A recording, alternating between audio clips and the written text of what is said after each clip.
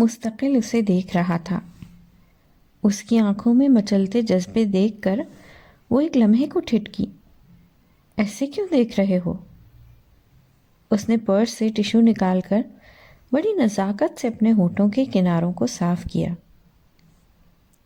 ایک بات کہوں ماہم؟ وہ مسکراتے ہوئے کچھ تذبذب کا شکار ہوا، جبکہ ماہم کے اندر کوئی گھنٹی سی بجی تھی اور اس کے ساری ہی حواس چوکنے ہوئے۔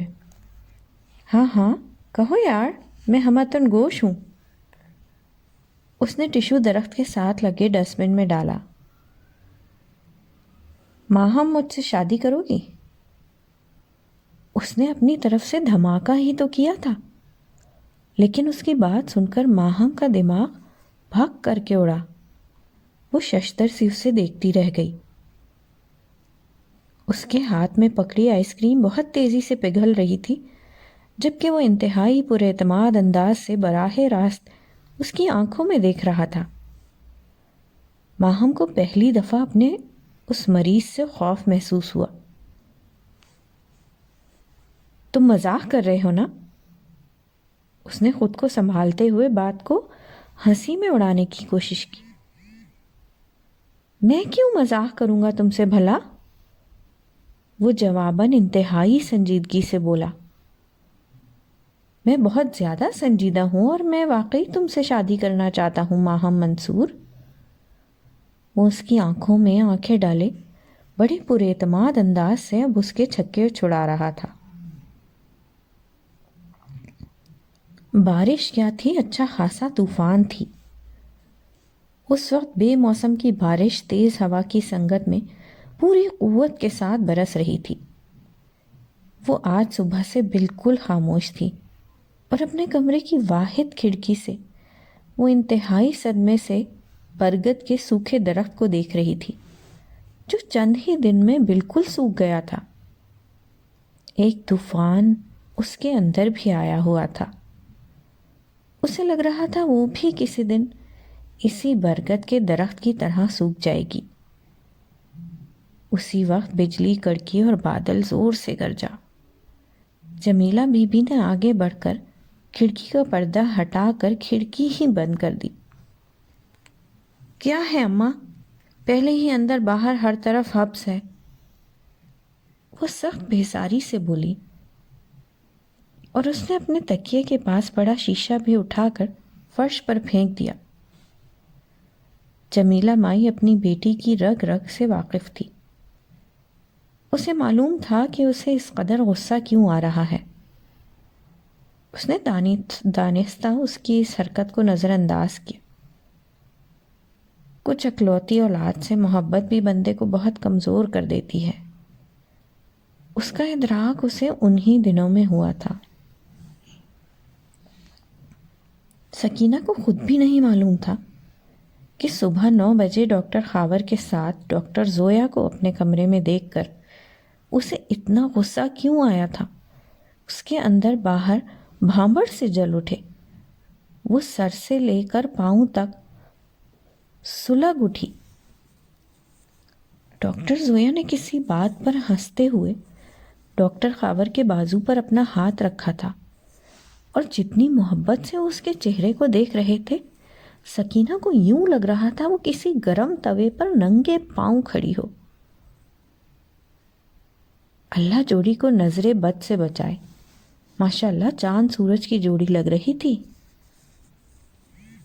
سکینہ کو نہ جانے کیوں لگا تھا کہ اماں نے یہ بات سراسر اسے سنانے کے لیے کہی تھی۔ تبھی اس نے سخت صدمے کی کیفیت سے اماں کو دیکھا، جسے احساس نہیں تھا کہ وہ ان کے لیے تو دعا، جبکہ اپنی بیٹی کے لیے بالواسطہ بد دعا کر رہی ہے۔ وہ تب سے نہ صرف اماں سے بلکہ اپنے آپ سے بھی خفا تھی۔ اسے بالکل خاموش دیکھ کر اماں نے ناز انداز اپنایا۔ دیکھ سکینہ پتر، مخمل میں کبھی ٹاٹ کا پیوند نہیں لگتا۔ اماں نے اپنی نازک مزاج بیٹی کا مزاج برہم دیکھتے ہوئے ذرا محتاط انداز سے کہا، لیکن اس کے باوجود سکینہ اس کی بات پر بری طرح سے چڑ گئی۔ اماں جیسے مقدر کا لکھا ٹل نہیں سکتا، کمان سے نکلا تیر اور منہ سے نکلی بات واپس نہیں آ سکتی، اسی طرح میرے دل کو بھی تیری منطق سمجھ نہیں آ سکتی۔ تو مجھے بتا، کس زبان میں اپنے دل کو سمجھاؤں؟ میں پاگل تھوڑی ہوں، اپنی اوقات پہچانتی ہوں۔ میں اللہ دتا کمار کی کبڑی بیٹی ہوں۔ اس نے اپنا مذاق خود اڑایا۔ اس کے چہرے پر پھیلی بے بسی اور مایوسی سے جمیلہ مائی کے دل کو کچھ ہوا۔ وہ فوراً اٹھ کر اس کے پاس آ کر اس کا سر سہلانے لگی۔ میری بچی بہت صابر ہے۔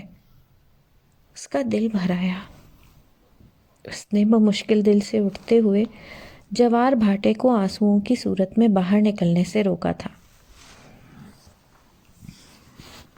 اماں تو گواہ ہے، پچھلے 8 سالوں میں نے جب اپنی بیماری کا کبھی اللہ سے شکوہ نہیں کیا کہ اس نے مجھے 14 سال صحت و تندرستی بھی تو دی تھی۔ میں نے کہاں کہاں نہیں دھکے کھائے۔ جب میری کمر پہ کب نکلنے لگا میں تب بھی روئی، لیکن اللہ پاک سے کوئی گلہ نہیں کیا۔ جب لاہور والے ڈاکٹروں نے میرا مزید علاج کرنے سے انکار کر دیا، میرے اندر پھر بھی طاقت تھی، صرف یہ سوچ کر کہ میرا رب کہتا ہے کہ مایوسی کفر ہے۔ لیکن مجھے اس نے اب جس آزمائش میں ڈال دیا ہے، مجھے اس چیز پر اللہ سے گلہ ہے۔ وہ بلک بلک کر رو رہی تھی۔ جمیلہ مائی کے دکھوں میں ایک دم اضافہ ہو گیا۔ نہ میری جند نہ میری جان اللہ سونے سے گلہ نہیں کرتے۔ جمیلہ مائی ایک دم ہی خوفزدہ ہوئی۔ اماں خدا کی قسم، یہ میرے بس کی بات نہیں۔ وہ آج اپنے دل کا دروازہ کھول ہی گئی۔ اماں کا چہرہ فق ہو گیا۔ اماں کھڑکی کھول دینا۔ اس نے روتے ہوئے التجا کی تو اماں کے دل پر آرا سا چلا۔ اس نے آگے بڑھ کر کمرے کی کھڑکی کھول دی تھی۔ باہر سے تازہ ہوا کے جھونکوں نے اندر کے حبس زدہ ماحول کو کچھ کم کیا۔ وہ اپنی بھولی بیٹی کو کیا سمجھاتی کہ یہ کھڑکی کیوں بند کرتی ہے، تاکہ باہر کے مناظر اسے مزید ذہنی تکلیف نہ دیں۔ ڈاکٹر زویا کو ڈاکٹر خاور کے ساتھ پارکنگ کی طرف جاتے ہوئے جتنی اذیت اس کے چہرے پر پھیلتی تھی، وہ جمیلہ مائی کا کلیجہ جلاتی تھی، اور اگلے کئی گھنٹوں تک وہ خوفزدہ انداز سے سکینہ کی شکل دیکھتی رہتی کہ اسے کچھ ہو ہی نہ جائے۔ پورے سرکاری اسپتال میں ڈاکٹر خاور اس کی ہمت بڑھاتے اور اپنے مکمل تعاون کی یقین دلاتے دلاتے اللہ جانے اس کے دل کا دروازہ کھول کر بڑے دھڑلے سے اندر داخل ہو گئے تھے۔ جس رات اسے اس بات کا ادراک ہوا، وہ سخت خوفزدہ ہوئی۔ کئی راتیں اس نے خود سے جنگ کرتے ہوئے گزاری تھیں۔ وہ یہ بات سمجھنے سے قاصر تھی اور اکثر بیٹھ کر سوچتی، یہ کیسی محبت تھی جو خون کی صورت اسے چاٹ رہی تھی۔ وہ جو زندگی سے لڑنے آئی تھی اپنے دل سے ہار بیٹھی۔ جسم تو معذور تھا ہی، وہ دل کو بھی معذور کر بیٹھی۔ اب اس اپاہج دل کو لے کر وہ کہاں جاتی؟ اس نے تو بہت سنبھل کر زندگی گزاری تھی۔ رب سے تعلق اتنا مضبوط تھا جو اسے کہیں اور دیکھنے ہی نہیں دیتا تھا، لیکن دل نے جیسے ہی پہلی چوری کی پکڑا گیا۔ اللہ سے تھوڑا غافل ہوئی، اس نے منہ کے بل گرا دیا۔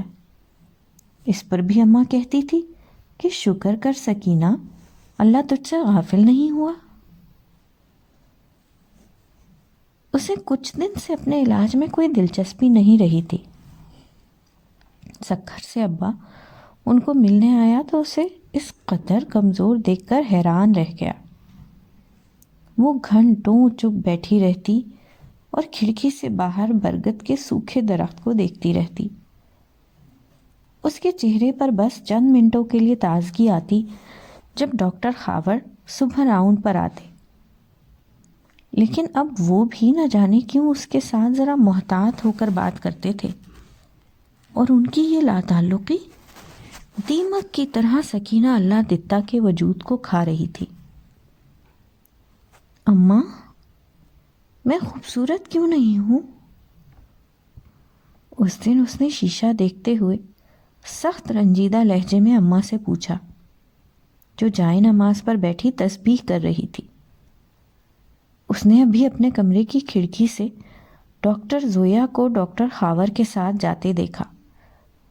افسردگی کی ایک بھاری دیوار دل پر آن گری، اور اس نے پچھلے 10 منٹوں میں بلا شبہ کوئی 15 دفعہ شیشہ دیکھا، اور ہر دفعہ دیکھنے پر پہلے سے زیادہ مایوسی کا شکار ہوئی۔ کملی نہ ہو، کون کہتا ہے کہ میری دھی خوبصورت نہیں ہے؟ اماں نے دل ہی دل میں صورت پڑھ کر اس کے ماتھے پہ پھونک ماری۔ وہ اس وقت ساری دنیا سے خفا لگ رہی تھی۔ اماں جائے نماز سے اٹھ کر اس کے پاس آن بیٹھی۔ اماں، تیرے علاوہ ساری دنیا کہتی ہے۔ اس کے انداز میں اکتاہٹ اور بے دلی کا عنصر نمایاں تھا۔ وہ اب دانستہ طور پر کھڑکی سے باہر دیکھنے سے گریز کر رہی تھی۔ میری دھی دا دل تے شیشے ورگوں روشن تے چمکیلا ہے۔ اماں نے اس کے ماتھے کا بوسہ لیا۔ اس کے ہر انداز سے اپنی بیٹی کے لیے امٹتا محبت کا سمندر ہر کسی کو ہی دکھائی دیتا تھا۔ سارے پنڈ والے جمیلہ اور اللہ دتے کمہار کا مذاق اڑاتے تھے، جنہوں نے لڑکی ذات کو سر پر چڑھا رکھا تھا۔ میری بھولی ماں، آج کل کے دور میں کون بے وقوف دلوں کے چمکیلے پن کو دیکھتا ہے؟ لوگ اجلے جسم اور خوبصورت چہروں کے پیچھے ہی بھاگتے ہیں۔ وہ زہر خند لہجے میں بولی تھی، پتر، اب اتنا بھی اندھیر نہیں مچا، ابھی بھی کچھ لوگ اجلے دلوں سے پیار کرتے ہیں۔ اماں نے میز سے لکڑی کا فریم اٹھاتے ہوئے سادہ سے انداز سے کہا۔ لکڑی کے فریم کے ساتھ ہی ایک سفید اور گلابی رنگ کی کریم زمین پر گری، جسے گرتے دیکھ کر سکینہ کا رنگ فاق ہوا۔ نہیں سکینہ، ایک ہی ہے۔ اماں نے ٹیوب اٹھا کر اس کی آنکھوں کے آگے کی، جو اس سے نظریں چرائے باہر انار کے درخت پر بیٹھی ایک اداس سی چڑیا کو دیکھنے کی ناکام کوشش کر رہی تھی۔ پتہ نہیں اماں، اس نے دانستہ اپنے لہجے کو لاپرواہ بنایا۔ اسی وقت ایک نرس اس کے بخار کی ریڈنگ لینے اندر آئی تو اماں نے وہی ٹیوب اس کے آگے لہرا دی۔ پتر، ایک ہی ہے، سکینہ دی کوئی دوائی تے نہیں ہے نا؟ وہ نرس ٹیوب دیکھ کر کھلکھلا کر ہنس پڑی۔ اماں جی، یہ تے فیئر اینڈ لولی ہے۔ اس نے تھرمامیٹر سکینہ کے منہ میں ڈالتے ہوئے جمیلہ مائی کی معلومات میں اضافہ کیا۔ اے دھی رانی، میں ان پڑھ جاہل کیا جانوں یہ کس بلا کا نام ہے؟ تو یہ بتا، یہ کس کام آتی ہے؟ اماں کو واقعی سمجھ نہیں آئی تھی، تبھی تو وہ حیرانگی سے نرس کو ہنستے ہوئے دیکھ رہی تھی۔ خالہ جی، اے رنگ گورا کرنے والی کریم ہے، اس کا نام فیئر اینڈ لولی ہے۔ یہ تیری دھی نے مجھ سے ہی پرسوں بازار سے منگوائی تھی۔ نرس کی چلتی زبان دیکھ کر سکینہ کا دل چاہا کہ وہ تھرمامیٹر اپنے منہ سے نکال کر اس کے منہ میں ڈال دے۔ رنگ گورا کرنے کی سکینہ نے منگوائی سی؟ اماں نے سخت غصے اور ناراضگی سے سکینہ کو دیکھا، جس نے اماں کے غضب سے بچنے کے لیے فوراً آنکھیں بند کر لی تھیں۔ لیکن اماں نے بھی نرس کے باہر جانے پر اپنی بیٹی کا دماغ سیٹ کرنے کا ارادہ کر ہی لیا تھا۔ کیا؟ عائشہ کے منہ سے نکلنے والی بے ساختہ چیخ پر ماہم کے ہاتھ سے چھری گرتے گرتے بچی۔ وہ دونوں اس وقت ماہم کے کچن میں شیلف پر بے شمار سبزیاں رکھے چائنیز بنانے کے لیے کٹنگ کرنے میں مصروف تھیں کہ ماہم نے اسے رامس کے پروپوزل کا بتایا، جسے سنتے ہی عائشہ اپنے منہ سے نکلنے والی بے ساختہ چیخ پر قابو نہیں پا سکی۔ اس پاگل کا دماغ ٹھیک ہے جو تمہیں پروپوز کرنے بیٹھ گیا؟ عائشہ نے کٹنگ بورڈ پر اور تیزی سے چھری چلاتے ہوئے غصے سے کہا۔ اس کے اس انداز پر ماہم کھلکھلا کر ہنس پڑی۔ اس کے یوں ہنسنے سے اس کے دائیں گال میں بننے والا ڈمپل اور خوبصورت لگنے لگا۔ بے تحاشا غصہ آ رہا ہے مجھے اس آٹے کی بوری پر۔ عائشہ کو مردوں کے سفید رنگ سخت برے لگتے تھے، جبکہ رامز بھی خوب گورا چٹا ہونے کی وجہ سے اسے بالکل بھی اچھا نہیں لگتا تھا۔ اس نے پچھلے ہفتے ہی تو اسے ماہم کے ساتھ دیکھ کر منہ بنایا تھا۔ قسم سے عائش، ایسے لگ رہا ہے جیسے تم سبزیاں نہیں رامز کی گردن کاٹ رہی ہو۔ اس کے شرارتی انداز پر عائشہ نے مصنوعی غصے سے اسے گھورا۔ 1000 دفعہ کہا ہے میرا نام مت بگاڑا کرو۔ تم جیسی جاہل کو علم ہی نہیں کہ میرا نام کتنی محترم ہستی کے نام کی مناسبت سے رکھا گیا ہے، خالصتاً اسلامی نام۔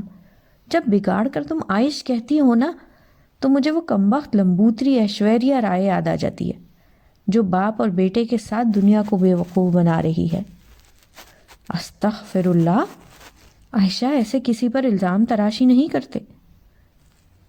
ماہم نے نفاست سے بند گوبھی کاٹتے ہوئے اسے ٹوکا۔ تم اپنے ایمان سے بتاؤ کہ وہ ابھیشیک سے زیادہ امیتابھ کے ساتھ سوشل گیدرنگز میں نہیں ہوتی۔ دونوں ایک دوسرے کی ہمراہی میں کتنے خوشباش لگتے ہیں، کہیں سے بھی ان میں سسر اور بہو کا رشتہ لگتا ہے۔ عائشہ نے بڑی مہارت سے گاجر پر چھری چلائی، جبکہ ماہم نے اسے تعصب بھرے انداز سے دیکھا۔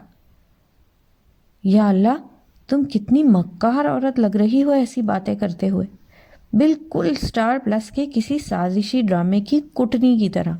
ماہم نے ایپرن باندھ کر فرائنگ پین نکالتے ہوئے اسے چھیڑا۔ میں جو بھی لگوں، تم اس بات کو چھوڑو، تم نے پھر رامز علی درانی کو کیا جواب دیا؟ عائشہ نے کٹنگ شدہ سبزیوں کو پانی میں کھنگالتے ہوئے تجسس سے دریافت کیا، جبکہ اس کی بات کے جواب میں ماہم لاپرواہی سے کندھے جھٹک کر بولی، آف کورس، ایسی بات کا جواب صرف خاموشی ہی ہو سکتی تھی۔ ایسی صورت میں جب آپ کو پتہ ہو کہ اگلا بندہ آپ کا مریض ہے اور اس کی ذہنی حالت بھی ایسی نہیں کہ وہ اپنے مستقبل کا کوئی ایسا اہم فیصلہ کر سکے۔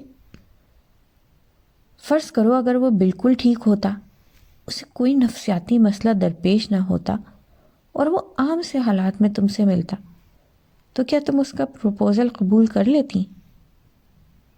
عائشہ نے سبزیوں کا پیالہ شیلف پر رکھ کر اسے سنجیدگی سے دیکھا۔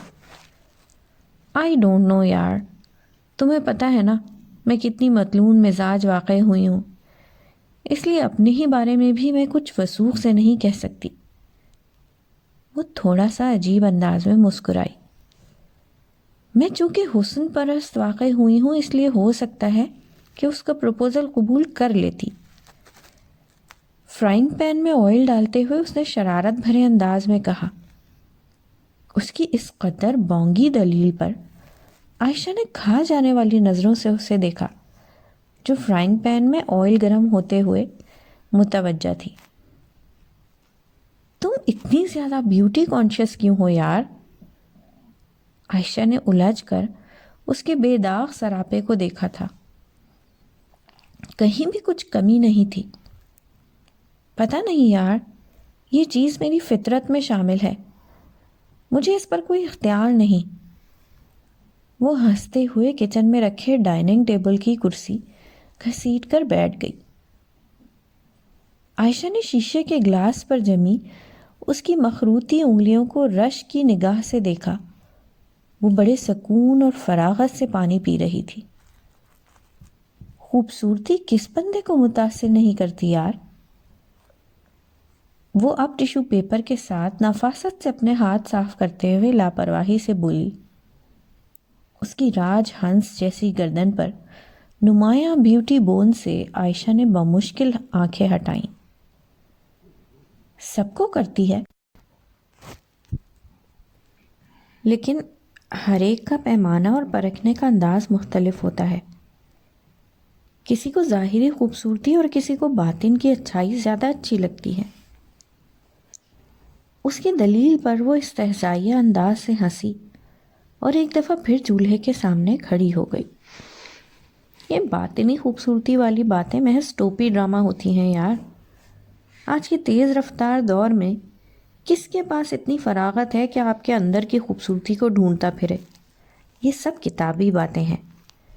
حقیقت یہ ہے کہ لوگ ظاہری خوبصورتی کے پیچھے ہی لپکتے ہیں. چمک دمک سے متاثر ہونے کے بعد کسی چیز کی کوالٹی کی طرف دھیان جاتا ہے. اس کے باوجود بعض دفعہ بہترین کوالٹی پر بھی ہم اکثر اس چیز کو ترجیح دیتے ہیں جو ہماری بصارت کو اچھی لگ رہی ہو. جو چیز دیکھنے میں ہی اچھی نہ لگے، کس کے پاس اتنا وقت ہے کہ خوردبین کے ساتھ اس کی خوبیاں ڈھونڈتا پھرے؟ اس کے مذاق اڑاتے انداز پر عائشہ کو جھٹکا ہی تو لگا. کئی لمحوں تک وہ کچھ بھی نہیں بول پائی. اسے ایسا لگا تھا جیسے اس کی قوت گویائی سلب ہو گئی ہو. اس نے ہاتھ میں پکڑی پلیٹ میز پر رکھ دی. اسے ڈر تھا وہ اس کے ہاتھ سے کہیں چھوٹ کر گر ہی نہ جائے. اگر یہ بات ہے تو پھر میں تو اتنی خوبصورت نہیں. تم نے مجھے اپنی فرینڈ لسٹ میں کیسے شامل کر رکھا ہے؟ عائشہ کی بات پر سبزیاں فرائی کرتی ہوئی ماہم نے حق و دق انداز سے اسے دیکھا، جو بڑی بے رحمی سے اس پر نگاہیں ٹکائے بہت عجیب سے تاثر کے ساتھ دیکھ رہی تھی. میرا دل کر رہا ہے اس قدر گھٹیا، فضول اور انتہائی نامعقول بات پر تمہیں اسی چھری کے ساتھ قتل کر دوں. آج تمہیں ذرا بھی شرم نہیں آئی ایسی بیہودہ بات کرتے ہوئے؟ ماہم نے بمشکل خود کو مشتعل ہونے سے روکا. وہ سخت خفا نظروں سے عائشہ کو دیکھ رہی تھی، جسے ماہم کے اس قدر شدت پسندانہ رویے کی توقع نہیں تھی. تبھی تو وہ حق و دق تھی. اسے سمجھ نہیں آ رہی تھی کہ ماہم کو اتنا غصہ کیوں آ رہا ہے. تم نے کیا مجھے کوئی ذہنی مریض سمجھ رکھا ہے جس کے دماغ پر ہر لمحہ صرف خوبصورتی سوار رہتی ہے؟ یا میں کوئی بچی ہوں جسے برے بھلے کی پہچان نہیں؟ یار میں بھی ایک عام انسان ہوں، میرے اندر بھی خوبیاں اور خامیاں ہو سکتی ہیں. لیکن کیا میں واقعی تمہیں اتنی گھٹیا لگتی ہوں کہ زندگی کے ہر معاملے میں اس چیز کو اپنے ذہن پر سوار کر لوں؟ اور خصوصاً تم نے سوچا بھی کیسے کہ میں تمہارے معاملے میں کوئی ایسی فضول چیز سوچوں گی؟ وہ آج اس کی مکمل کلاس لینے کے موڈ میں تھی. اس کے لہجے سے جھلکتی بے ساختہ محبت جو صرف اور صرف اس کے لیے تھی، وہ عائشہ کو مزید شرمندہ کر رہی تھی. اور تمہیں کس احمق نے کہا ہے کہ تم خوبصورت نہیں ہو؟ اس نے چھری شیلف پر پھینکی تھی. کس نے کہا ہے؟ آئینہ بتاتا ہے. کچھ بھی تو خاص نہیں ہے مجھ میں. عائشہ نے استہزائیہ انداز سے اپنا مذاق اڑایا تھا، جو ماہم کو سخت برا لگا تھا. تمہیں پتہ ہے عائش، تمہاری سب سے بڑی خوبصورتی تمہارا پر اعتماد انداز ہے، تمہاری ذہانت، سچائی اور تمہارا کھرا پن ہے.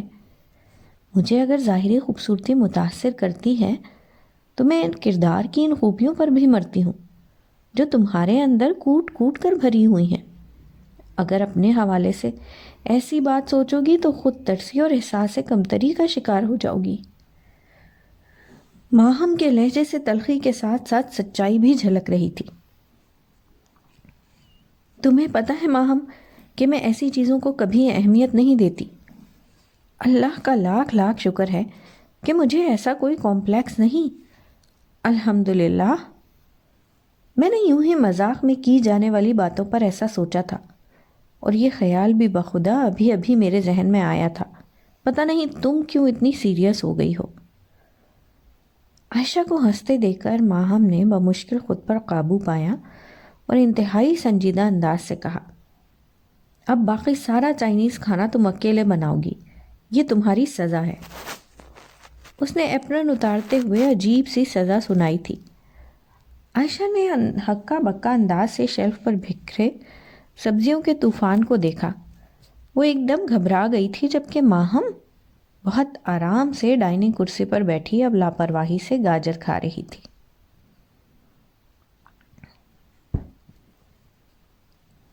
کرم مانگتی ہوں، عطا مانگتی ہوں، الہی میں تجھ سے دعا مانگتی ہوں۔ ہوا ہے نہ مایوس تیرا سوالی، نہیں تیرے در سے گیا کوئی خالی۔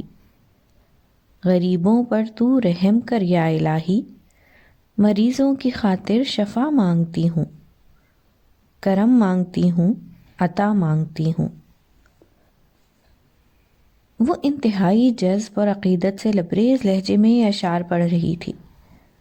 اس کا ایک ایک لفظ دکھ اور درد سے لبریز تھا۔ اس کے گلے اور آواز پر اللہ کا خصوصی کرم تھا۔ رات کے اس پہر میں اس کی آواز کمرے کی کھڑکی سے باہر کوریڈور تک جا رہی تھی۔ جمیلہ مائی آنکھیں بند کیے اپنی بیٹی کی آواز کے سحر میں گم تھی۔ اسے معلوم ہی نہیں تھا کہ بہت سے بے آواز آنسو اس کی بیٹی کے گالوں پر پھسل رہے ہیں۔ سکینہ، تم ٹی وی پر ہونے والے نعتیہ مقابلے میں حصہ کیوں نہیں لیتی ہو؟ اگلی صبح ڈاکٹر خاور نے اس کی فائل چیک کرتے ہوئے اچانک کہا تو وہ چونک گئی۔ اس کی آنکھوں میں سخت تحیر دیکھ کر انہوں نے وضاحت کی، بھئی میں رات آپریشن تھیٹر سے فارغ ہو کر یہاں سے گزر رہا تھا تو تمہاری آواز نے پھر میرے پاؤں جکڑ لیے۔ مجھے سسٹر فاطمہ نے بھی کہا کہ سکینہ کی آواز میں بہت سوز ہے۔ وہ آج کافی دن بعد اس سے پرانے دوستانہ انداز میں مخاطب تھے، ورنہ پچھلے کچھ عرصے سے انہوں نے اس سے بات کرنا بالکل چھوڑ دی تھی۔ وہ کافی زیادہ مصروف تھے اور صبح کو راؤنڈ بھی جلدی جلدی کرتے تھے۔ اسی وجہ سے سکینہ کو اپنی زندگی میں کوئی دلکشی محسوس نہیں ہوتی تھی۔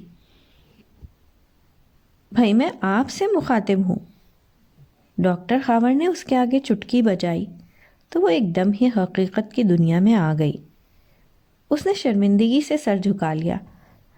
کیا کہہ رہے تھے آپ؟ اس نے خفت زدہ انداز سے پوچھا۔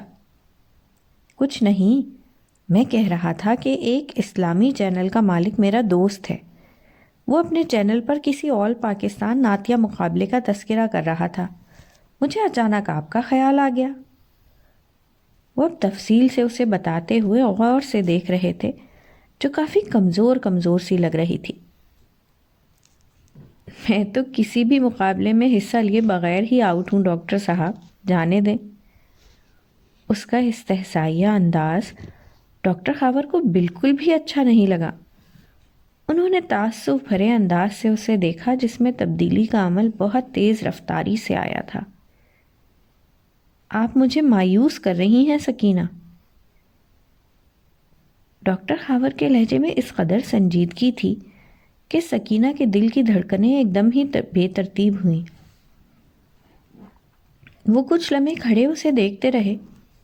ان کے چہرے کے نقوش کچھ تن سے گئے اور پھر وہ کچھ بھی کہے بغیر بڑی سرعت سے کمرے سے باہر نکل گئے۔ وہ سکینہ اللہ دتہ سے ناراض ہو گئے تھے۔ یہ بات اس کے دل کا سکون لمحے بھر میں غارت کر گئی۔ اسے ایسا لگا تھا کہ کمرے کی ہر چیز اس سے خفا ہو گئی تھی۔ فضا میں خفگی کے بادل پھیل گئے تھے۔ الماری، میز، کرسیاں، برتن، سب کے ارد گرد ناراضگی کا دھواں پھیل گیا۔ ایسی فضا میں اس کے لیے سانس لینا محال ہو رہا تھا۔ سکینہ نے نم آنکھوں سے برگد کے بوڑھے درخت پر بالکل اداس اور تنہا چڑیا کو دیکھا۔ اسے لگا کہ اس کا وجود چڑیا کے اندر سرائیت کر گیا ہے۔ جیسے جیسے وقت گزر رہا تھا، اعصاب پر بوجھ بڑھتا ہی جا رہا تھا۔ جب اس کی برداشت کی انتہا ہو گئی تو وہ بے بسی سے ہچکیاں لے کر رونے لگی تھی۔ جب روتے روتے تھک گئی تو اس نے اپنا بازو آنکھوں پر رکھ لیا۔ اے بٹو رانی، وڈے ڈاکٹر صاحب پھیرا لگا کے گئے؟ اماں کینٹین سے 2 چائے کے کپ اور ایک پلیٹ میں پیلے پیلے کیک رکھے ہانپتی کانپتی اندر داخل ہوئی اور اسے بالکل خاموش دیکھ کر اس نے بالکل درست اندازہ لگایا تھا۔ آج کل وہ ڈاکٹر خاور کے راؤنڈ کے بعد ایسے ہی گمسم ہو جاتی ہے۔ اماں 1000 دفعہ کہا ہے مجھے یہ بٹو نہ کہا کرو، وٹے کی طرح میرے سر میں لگتا ہے۔ اس نے کہیں کا غصہ کہیں نکالا۔ اس کے بری طرح چڑھنے پر اماں نے اب حیران ہونا چھوڑ دیا تھا۔ وہ بہت سکون اور تسلی کے ساتھ کیک چائے میں ڈبو ڈبو کے کھا رہی تھی۔ پر مجھے تو اچھا لگتا ہے، اماں معصومیت سے کہتے ہوئے مسکرائی۔ تجھے تو آج کل ہر گل میں زہر دی پڈی لگ دی ہے پتر، تے پھر میں کی بولنا ہی چھڑ دیا۔ جمیلہ مائی نے چائے کی لمبی چسکی لی۔ وہ کبھی کبھی منہ کا ذائقہ بدلنے کے لیے بالکل ہی پنجابی میں بات کرنے لگتی۔ اماں 1000 دفعہ کہا ہے یہ اپنی پنڈ والی بولی یہاں نہ بولا کر، اچھی خاصی اردو بولتی بولتی خواہ پٹری سے اتر جاتی ہے۔ سکینہ کو ایک اور بات پہ غصہ آ گیا۔ اس کی بات پر اماں نے اسے یوں دیکھا تھا جیسے اس کی خرابی طبیعت کا یقین آ گیا ہو۔ لو، میرے پنڈ کی بولی ہے، مجھے اس پر فخر ہے، ایویں ہی کملی نہ بنا کر۔ جو قومیں اپنی زبان، اپنے لباس اور اپنی شناخت پر شرماتی ہیں پتر وہ کبھی ترقی نہیں کر سکتی۔ پرائے چولے اور پرائی بولیاں بھی کہیں اپنی بنی ہیں۔ اماں کی بات پر اس نے غصے سے ہنکارا بھرا اور بمشکل خود کو بولنے سے روکا، جبکہ اماں ایک دفعہ پھر شرارت سے گویا ہوئی۔ چل میری جھلی دی چاہ پی لے، چل غصہ جان دے، نکی جئی جانوں وقتے نہ پایا کر۔ اماں کی بات پر اس نے جھنجھلا کر تکیہ منہ پر رکھ کر دیوار کی طرف ایسے منہ کر لیا کہ اب اس کی پشت جمیلہ مائی کی طرف تھی۔ جمیلہ مائی کا دل اس کے اس انداز پر دکھ سے بھر گیا۔ اس نے چائے کا کپ ادھورا ہی چھوڑ دیا۔ وہ اب سکینہ کی پیٹھ کی طرف نظر جمائے کسی گہری سوچ میں تھی۔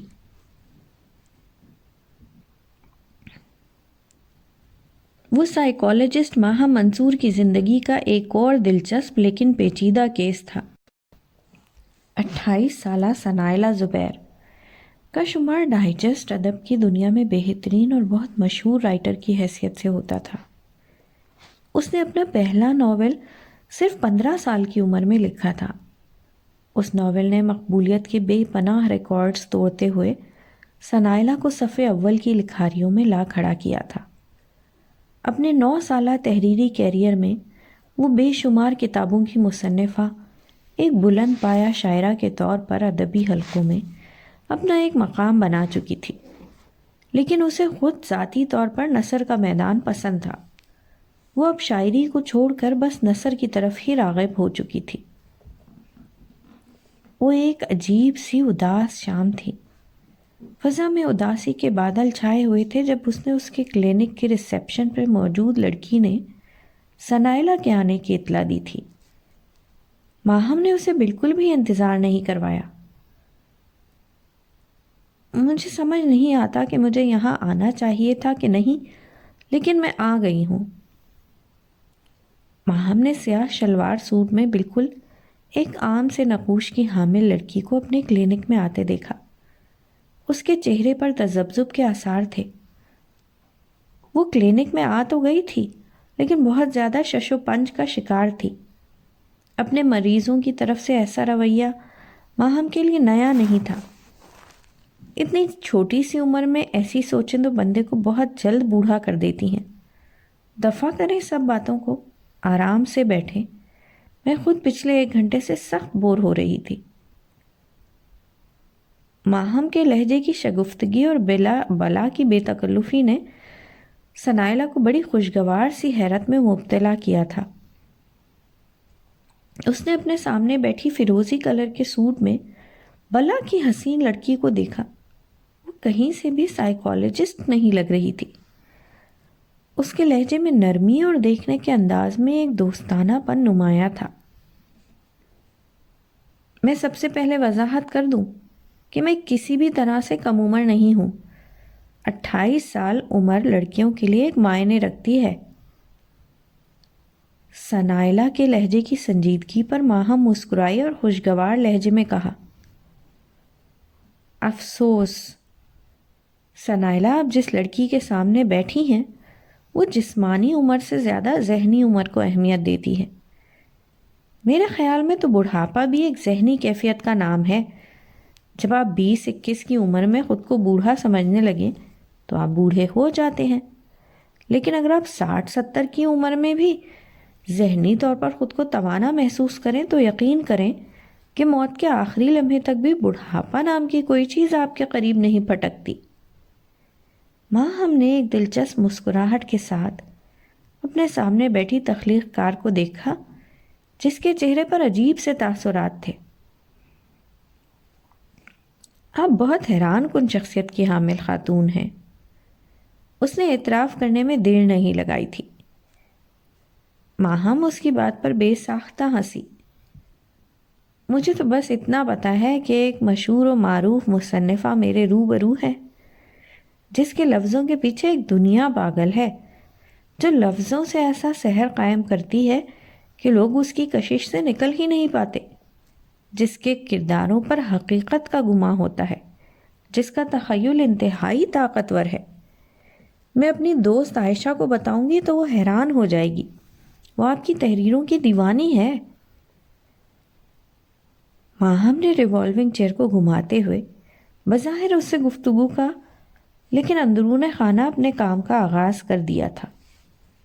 اپنی تعریف پر ثنائلہ کے چہرے پر پھیلنے والے رنگ بڑے فطری تھے، لیکن اگلی ہی بات پر وہ فوراً کانشیس ہو گئی۔